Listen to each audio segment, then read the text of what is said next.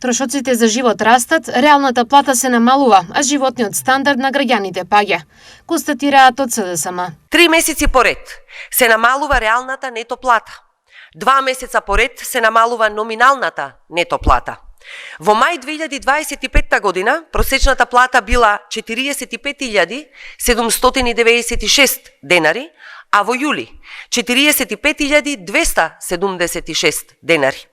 Тоа почитување значи 520 денари пониска плата во услови на повисоки цени на основни трошоци.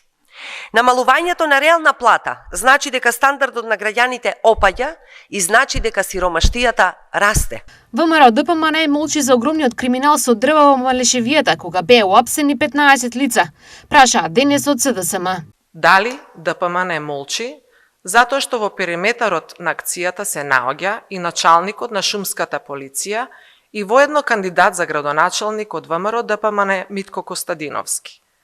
Дали како создавачи на ова злосторничко здружение се токму началниците од ОВР Делчево и шумската полиција, партнерите во криминал Блашко и Митко.